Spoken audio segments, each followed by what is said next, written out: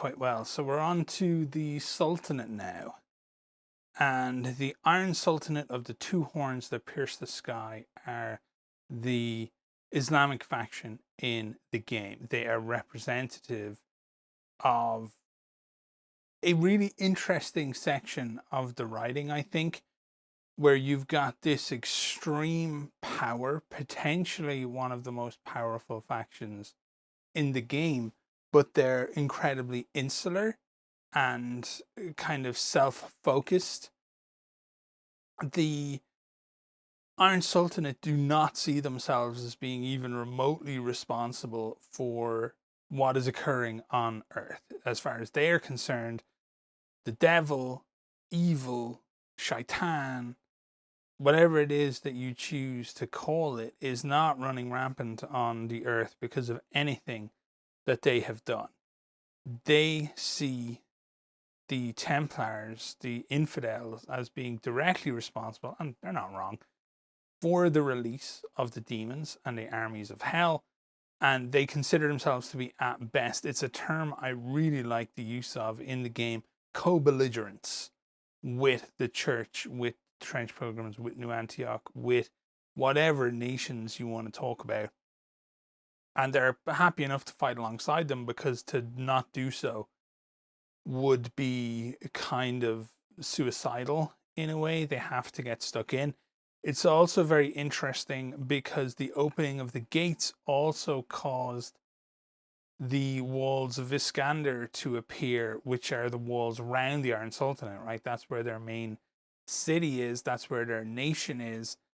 There's tremendous storms in the deserts that have cut off their holy sites. They cannot get to them. They cannot access them. They have no idea what is occurring there. They have put out a call to return, basically, to anyone of the faith who wishes to can come to the Iron Sultanate to live there and to stay there. They're very closed off to outsiders. They, people by invitation can go, like visiting dignitaries. Scholars can go to the House of Wisdom. Merchants can go there, obviously, because they want to do sales and pick up arms and things of that nature. But other than that, they're extremely insular. They are very much the kid in the back of the class, I guess, is the best way to put it. They also portray, I feel like, some of man's lesser traits to a degree. It's very easy to look at them and think, they didn't really do anything, and they're only doing what's necessary. But it's also like that element with the church and the trench pilgrims. There is the side of them that's like, how far do you want to push this? How necessary is what you are doing? And a lot of that boils down to the Jabirian alchemy that they get up to, creating artificial life. Artificial life is one thing, but actual real suffering is another. And whatever these creatures are that they're creating, be it from the homunculi to the Brazen Bulls and the Lions of Jabir and all this kind of stuff, those are creatures. Those are things that live. Those are things that feel. Even if it's not on a major scale, those are things that think and all the rest of it. So, they can't really wash their hands clean. There's also the Janissaries, who are effectively a blood tax from their enemies. Like, you owe us, give us your kids. We're going to train your kids up to be mighty warriors, and they're going to serve the Sultan. So the Iron Sultanate is very interesting because it has this veneer of respectability within the world in the same way that New Antioch does. And in the same way that New Antioch does, they push that respectability, that idea of what are you willing to do? What are you willing to excuse in order to survive? Visually, I think they're one of the nicest factions. They have incredible character design, which we'll get into as we go through the units, but they look amazing. The assassins are absolutely incredible. The Janissaries, as we spoke about, are incredible. The creature design is just so good. It's so awful in places. Like the Lions of Jabir look horrific. They look like experiments gone wrong, because that's kind of what they are. The function is perfection and the form is rotten. I absolutely adore them as a faction. The armor, like the alchemist armor, is sick. There's so much about the Iron Sultanate, I think, that's really, really interesting and kind of attractive as far as a faction to play. Like, if you're not interested in cookie cutter straight up good guys, if you don't need that, then Trench Crusade is definitely the game for you, because it's offering this once again with this faction. There's like things that are being done which are straight up nasty and weird and potentially on a moral level extremely wrong. But are they excusable within the world in which the game exists? That's what you get to ask yourself, if you want to ask yourself those questions about the game world. And if you don't, you just have a shit hot faction that plays really fun on the tabletop and looks amazing and is going to be, I feel, I normally deal with this at the end, but I'll just deal with it now because we're here. I feel like for the very good painters out there, that the Iron Sultanate will be the faction that can really make you, give you models that you can wow people with. I think that will be the Sultanate above the other factions, if I am frank with you. Alrighty, enough kind of waffling about the actual faction itself. Let's take a look at some interesting things from the weapons list. The first of which we will call the Murad Bombard. The Murad Bombard is certainly a fun time. So it's a one-handed weapon. It's got a 36-inch range. It's got heavy and blast on it, which is kind of crazy. Yeah, so these things are just like really kind of interesting. It's kind of like the Bomb Witch in a way of the Sultanate. If you want to think about it that way, you choose a point on the battlefield that's visible to the model within 36 inches and you make a ranged attack action. And if the roll is unsuccessful, the bomb is off target and will deviate. It's got that kind of mechanic to it. And it's a fun way to get it into your army if you want to explore that type of play.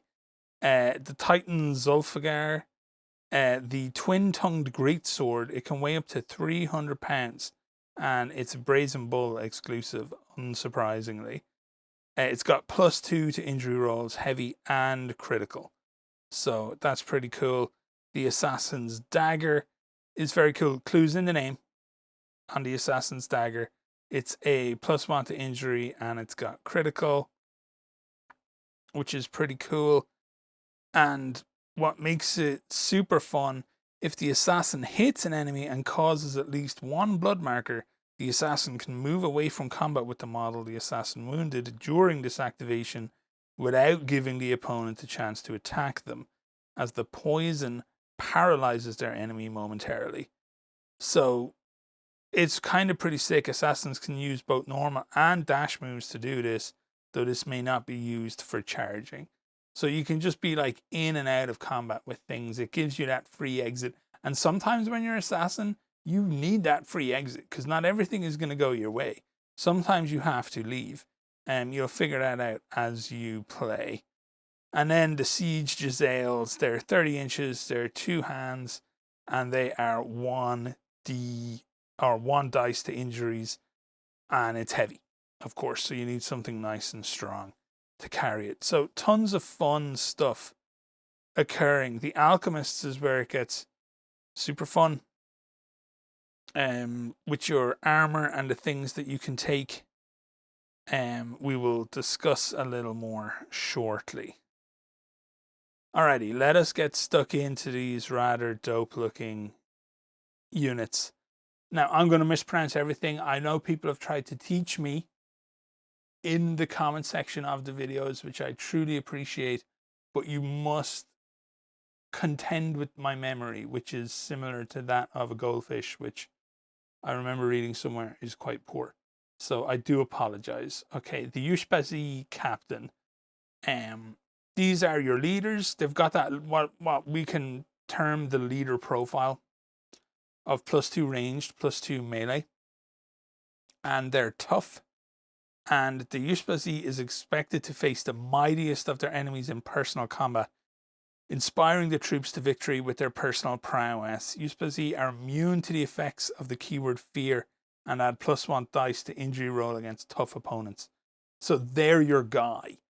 In previous videos, if we've watched them, we've been talking about things like the Castigator, the War Prophets, the Choristors, things like this, which are very difficult to deal with. And it's this guy's job. He must just sit there and go, as the leader, I will take on the greatest threat. And that's what you do with them. You're the hunter. You turn them into the hunted. If you can funnel them through fire on the way to your guy, then so be it. But this is the guy who really should be tracking those things down, because you kind of nullify, in a way, the strengths of your opponent whilst maintaining those strengths of yourself.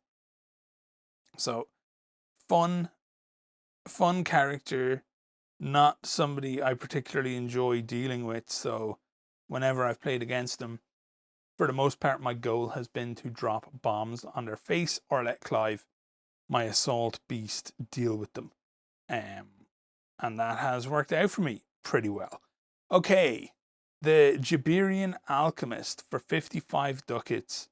I love these guys. I have this real thing for the House of Wisdom, which we'll cover later on, that lets me take 2 alchemists, which is kind of sick.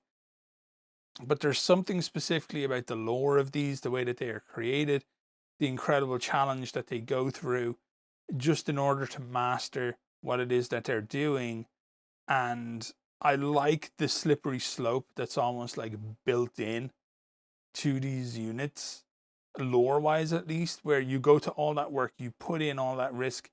If you create a homunculus that suffers, or if you create a Lion of Jabir and it suffers, is that not okay? Because you have suffered. Like, you know, you're not inflicting anything upon them that you have not felt yourself just to get to where you are. You're not forcing them to take any risk that you have not taken. So yeah, really fun, interesting kind of lore from that point of view. So they've got a 6-inch movement, +2 to ranged and +1 to melee. They can take the alchemical armor, the alchemist's armor, which is super fun. They have mastery of the elements at the beginning of a battle. Now, keep that in mind, of a battle. All ranged and melee weapons that an alchemist has been equipped with may be assigned one of the following keywords: shrapnel, fire, or gas. All the weapons the alchemist has will share the same keyword. With a risky action with +1 dice, the alchemist can change the keyword into one of the others. So if you take the wrong thing, if it's not working for you, if you're being countered, you can change it, but you kind of got to dedicate risk to doing that. And it just makes them really fun. It makes them a fun way to counter things. Like if you suddenly think, oh God, I'm going to need like a lot of gas here to bypass armor or whatever, you're good. If you want to do a bunch of extra blood markers, you're good. You've got what you need. So yeah, I really feel like these guys are some of the most fun you can have from the point of view of, if you want to play a small unit or small model count, extremely tough army to deal with. If you don't want to make too many decisions, if you just want to mog stuff, then the House of Wisdom, which we'll discuss later, is probably the way to go. Alrighty, Sultanate Assassins. So these guys are very frustrating to deal with, to be honest. They're 85 ducats. Movement of 6 inches. They've ranged +1, melee +2. So they have this thing called Time Slip. If any type of attack, melee, ranged, mine, etc., misses an assassin, the assassin may slip into a moment in the future. The assassin can move into any unoccupied space within 6 inches, though the assassin cannot be moved within 1 inch of any enemy model or leave the battlefield. If moving out of melee, enemies do not get free attacks. So what this allows the assassin to do, and the ball that is put in the court basically of the Sultanate player, is you're always have the option to just not be where you are. And that's actually really, really powerful, especially because the other person is running the risk of giving you the opportunity to move if they miss. And there's always the chance that something will miss. You can force the misses as you got blood markers on something. It's just a really frustrating thing to deal with in my experience when these assassins keep slipping around the place, moving around the place, deciding who it is that they're fighting, and you're constantly at risk of enabling them with your miss. Oh, it's a thing. Don't get me started. So Temporal Assassin, after the assassin makes a charge roll, but before it moves towards its target, you may instead choose to have the assassin split itself through time if it has not already taken the make a melee attack action disactivation. Choose up to 2 enemy models within the charging distance from the assassin, then place the assassin into base contact with each enemy model, one after the other. It may make a melee attack against each one with a single melee weapon that it is equipped with. After the attacks and any resulting effects have been resolved, place the assassin at either location. The assassin cannot make any further melee attacks during this activation. So, to boil it down, what you get to do is pick 2 close by units, attack them both, and then just stay in base contact with the one where your attack has been most successful. You know, if you've got something on the ropes, if something is pretty messed up and you want to just finish it off, you can choose that. If something is pretty messed up and you're going to allow something else to activate and take care of it, and have your assassin tying up something with a high chance of missing and allowing it to move, or that it can deal with pretty easily or bog down pretty hard, like, it's really fun. And then it's got Infiltrator. An assassin can be deployed anywhere on the table that is not in line of sight of an enemy model and is at least 8 inches away from the nearest enemy model. So you always need to be so careful on your deployments when you're facing anything with Infiltrator, let alone something like this, because there's also, the name of which I cannot remember, and it's not on the PDF that I've got here, there's a bow that you can hit, and if you inflict a blood marker, you can port to the target you're hitting. It's sick. It is absolutely sick. It's one of the glory items, which I will do a whole other video on. Don't worry about that. Alrighty. We got the Asabs, the kind of backbone-y characters. These should create like a kind of a firing line based off their stats. It is a movement of 6 inches. They have a range of 0 dice, and they have a melee of -1 dice. So you got to give them something good just to get them to even.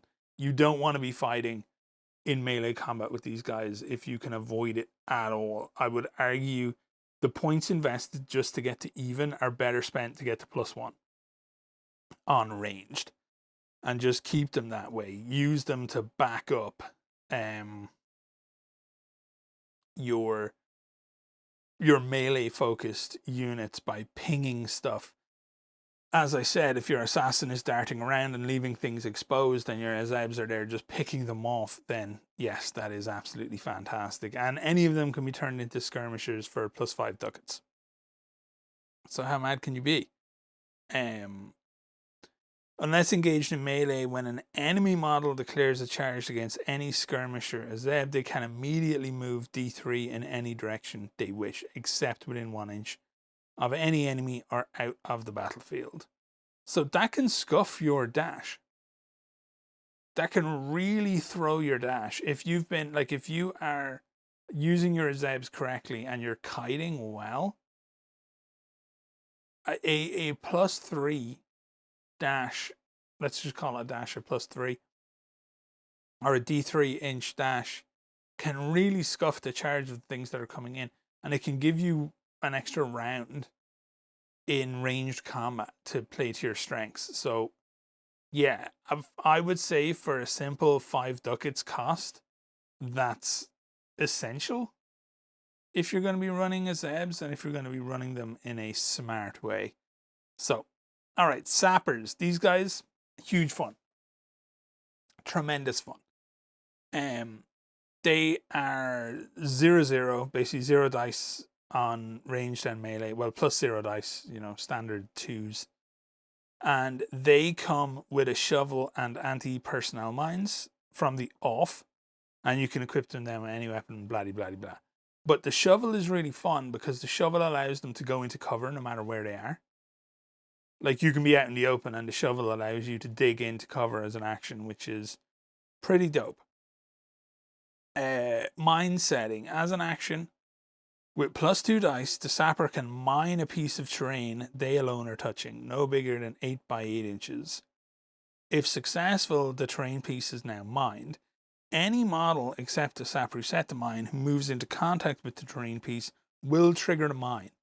Roll on the injury chart to see what happens to the model. The mine has the keyword shrapnel. After that, this terrain piece is no longer mined. It just makes taking objectives against them super frustrating because you're going to have to eat some damage to get in there. And the fact that they can kind of use this to close off the angles of attack at them and everything.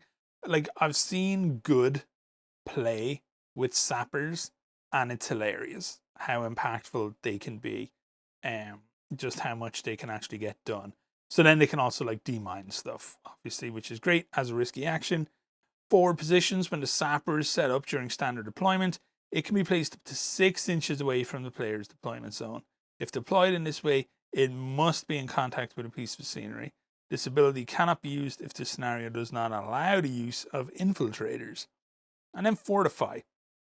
During their activation, a sapper can take a risky action with plus 1 dice. If successful, the sapper is considered to be in cover until the model moves. So, yeah, it's just pretty sick. Like, that's a lot of tactical options for 50 ducats. You know, you're getting a lot to play with there, which is quite groovy. All right, Lions of Jabir. You can take up to 2 of these guys. They have an 8-inch movement, can't do ranged attacks, and have plus 1 dice to melee. They have abilities Artificial Body, created through the Jabirian alchemy. The lions have no vital organs, and they must be dismembered in order to kill them. All injury rolls against the lions are made with minus 1 dice, right? So they're hard to get out of there. A downed opponent cannot stand up if it is in melee combat with a lion of Jabir, unless it's on a 40 mil or larger base. So once you're down, you're fucked. That's an ability called Mauling. So yeah, just very sticky is the thing that we haven't really talked about so much in these videos. When you can force something into your playpen, as it were, it's very frustrating because people just can't get out of what it is that you want to do. Like, think about it. If you go down against a Lion of Jabir, you're probably down until you're dead, and then you're probably screwed. Lion's Grace. Lions of Jabir may take any dash action or jump, climb, diving, charge action with a bonus plus 1 dice. So the chances of failure on your dashes, not particularly high, which is incredibly fun. And also just sick creature design, I want to say. Okay, and the Janissaries. The Janissaries are the elites when it comes to units, at least, you know, of troops. You can take up to 6 of them, and they cost 55 ducats each. They have +1/+1 ranged melee, 6-inch movement. They are strong by default, so you can give them heavy weapons without issue. They have an ability called Counter Charge. If the first action a Janissary makes during their activation is a charge, they can add +1 dice to their subsequent melee attacks actions during this activation. So, just effective all around. For 55 ducats, you're getting free strong and counter charge. So frustrating. Like, individually, the Sultanate units are strong. If you play them wrong, they will die. Have no doubt about it. Like, assassins are really strong. If you play them wrong, they're dead. If you play them like a donkey, if you leave them out in the open, if you expose yourself for too long, if you pile into a fight with 4 people, yes, you're going to die. But if you play them smart, if you position well, I feel like your required turn length to be effective to the point of lethal to other models for most of the Sultanate's units and what the Sultanate can put out on the table is probably a full turn less than most of the other armies in the game. And that is really, really scary when you get rolling, when you understand the units, when you know what to do with them, when you can force the game into your flow and then just be doing things that little bit quicker than your opponent is expecting, because you need to comprehend that you're always forcing reactions, right? Trench Crusade is a game of forcing reactions. If you suddenly have a Sultanate on a bomb witch, which has happened to me, if you've got an assassin on a bomb witch just out of nowhere, that really forces you to rethink what it is that you're doing, and you're sacrificing the witch for the most part, and then you're probably spending too much time with too many units just trying to not have the assassin flitting from character to character in your army, killing them all. So, super fun. Super impactful army, I really feel, if you can get it off properly. Okay, the Brazen Bull, 100 ducats. These guys have 0 to ranged. Doesn't matter, because you're probably going to give him the mortar. And the +2 to melee. So they have tough, which is great. They have strong, which is great because you want to give them that that Murad mortar, because they can only use stuff that has heavy on it. They've got artificial body, so all attacks against them have a -1 dice to injure. They've got this thing called trample. Once during its activation, the Brazen Bull may make an extra melee attack action against a downed enemy on a 32mm or smaller base. Resolve the attack as if the Brazen Bull was armed with a trench club.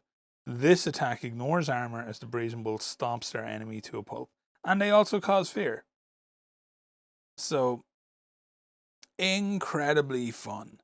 And the models are just stupendous. I feel like I can say that publicly because they've made that model public, if I'm not misremembering. If am misremembering, I have seen no model. Don't worry about it. Alrighty, these guys only have 2 warband variants right now, but they're detailed. These are detailed warband variants. So the first one is basically the old man in the mountain. The assassins of Alamut. So the flock of assassins, the warband can have up to 3 assassins, which is pretty cool if you like assassins, if you want to play that way. The warband must include a master assassin that counts as one of the 3, see below. Master assassin, a master assassin has the keyword tough. The master assassin costs 95 ducats. So it's basically an assassin plus tough for 95 ducats. Assassin acolytes, up to 3 Asabs of the warband can have the keyword infiltrator at the cost of +10 ducats per model. The warband may not include Ypi, Alchemist, Janis, Lines of Jabir, or Brazen Bulls. So you're really limiting your options, basically your assassins and friends. But I mean, what else are you going to do? If you like assassins, you like assassins. Any 2 models in the warband may form a fire team. You may have up to 2 fire teams in the warband. Fire teams are really interesting, and I'll probably do a full video about them entirely on their own. But basically they allow you to activate things together. So if you have an assassin and an Asab, and you're activating the assassin, you can also activate the Asab, that same activation. It's really strong in a way. and it also leaves you open to horrific counterplay if you are poor. I cannot stress how valuable I consider uncontested activations to be, as long as those activations are taking place at a decent probability of success, of impactful action, let's call it. And fire teams are in a really interesting spot because they preload your effectiveness into the start of your turn, but then they allow you to be countered pretty hard on enemy activation unless you're guaranteeing your kills, and that can be hard to do, especially early. So yeah, it's interesting. We'll talk more about it in a future video. Dervishes. The warband may include up to 4 dervishes. Dervishes use the same profile as Janissaries, but replace the keyword strong with the Whirling Dervishes special rule. Whirling Dervishes. The ritual dance of the dervishes is hypnotic to witness, and it is as graceful as it is deadly. I've known a few people like that. All ranged attacks against dervishes suffer -1 dice penalty. Dervishes do not suffer the normal -1 dice to hit for fighting with a second melee weapon in the offhand. So double up on your melee weapons, be nice and effective, get to ignore some of the threat as you're moving in on stuff. It's a huge amount of fun. Okay, Art of Assassination. Any assassin of the warband may buy any one of these abilities at the cost indicated below. Hallucinogenic Disguise, 15 ducats. An infiltrator with this ability can be deployed anywhere on the battlefield, including the enemy deployment zone, as long as they're at least 8 inches away from any enemy models. The model does not have to be out of line of sight. Binoculars or guard dogs have no effect on this ability. Then you got Thunderbolt of Alamet. The model gets an additional +2 inches of movement and +1 dice on your dash actions. Mirage of Time, 20 ducats. Both ranged and melee attacks against the assassins suffer -1 dice penalty when determining if they hit. And then Secret Paths. At the start of the battle, right before the first model is set up, declare whether this model will be set up by using Secret Paths. A model using the Secret Paths is not set up on the battlefield at the start of the battle, and it may not be activated normally during the first turn. Starting in the second turn, you may activate the model. When you do, set up the model within contact of the edge of any battlefield but more than 8 inches away from all enemy models at the start of its activation. If both players have such models, the starting player declares whether one of the models is deployed or not first, followed by the other player. Alternate as normal until all such models have been declared as using Secret Paths or not. Basically, free late activation on board edge, as long as you're not within 8 inches of an enemy, which is fine because 8 inches is, I mean, you really have to scuff it to fail an 8-inch charge, is all I'm going to say. So yeah, that is, oh, there we go, the Bow of Alamet. It ignores armor. If the assassin hits a model and causes at least 1 blood marker, the assassin may instantly place itself into melee combat with that model, if there's a legal space that the assassin can occupy within 1 inch of the model. So you're considered to have charged, although it doesn't count as a charge action, and therefore the assassin can make a move action at a later point in the turn if it hasn't already. Note that if the bow takes the target out of action, no blood markers are inflicted and this movement cannot be made. But basically it allows you to move up to 40 inches, effectively. Because your range is 40 inches, you ignore armor, and if you get a blood marker, you can just teleport over there. It's sick. So yeah, all that for what's that, 50 ducats? I'd buy that for 50 ducats. Alrighty, and now the House of Wisdom, which is my preferred, if I'm honest, I think my preferred way to play.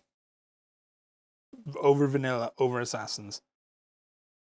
House of Wisdom is just sick. The House of Wisdom warband may have up to 2 alchemists and must include at least 1.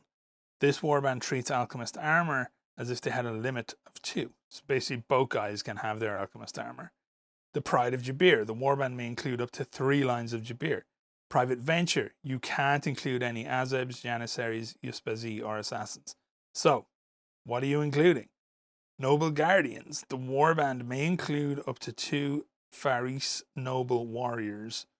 Sworn to protect the House of Wisdom. They use the Janissary stats, but they have the keywords elite and strong. Kavass. Kavass are sworn guardians of the House of Wisdom. They use the Asabs stats, but they cannot buy the keyword skirmisher. Instead, up to 3 of them can increase their melee characteristic by +1 dice at the cost of 5 ducats per model.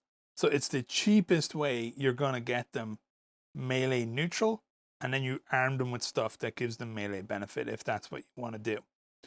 And then weapon collection. When you create this warband, choose 2 weapons. These weapons must be found in either the armories of New Antioch or the Trench Pilgrims. These weapons must not already be present in the Iron Sultanate armory.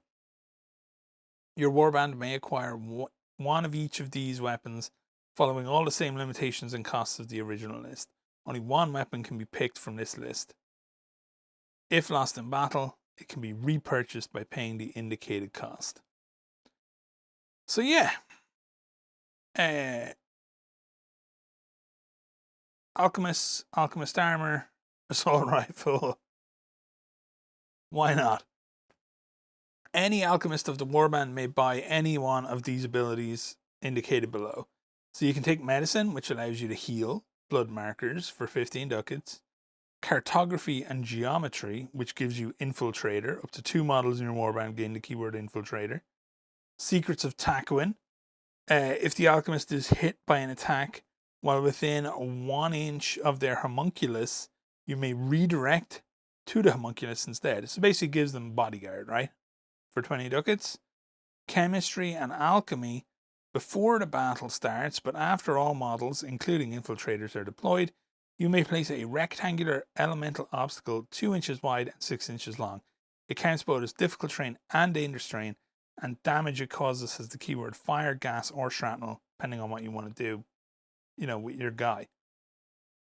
It cannot be placed within 6 inches of any model or on top of any other terrain, but it can be a real good way to just shut down an entire area. And in philosophy, poetry, and theology, the warband gains +1 dice to all morale rolls.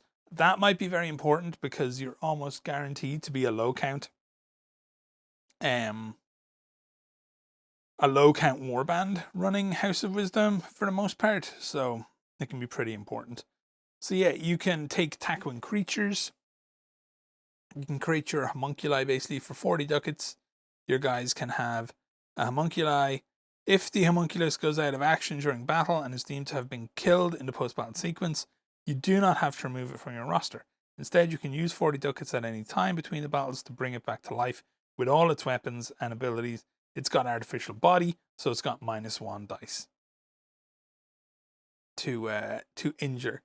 So you just have it sat there beside your alchemist, just soaking up any damage that comes in the alchemist's way. And yeah, easy peasy. And this is where it gets really interesting for the old homunculi. You can give them wings. No lie, you can give them wings. They can move 8 inches and fly for 30 ducats. Elemental resistance for 40 ducats.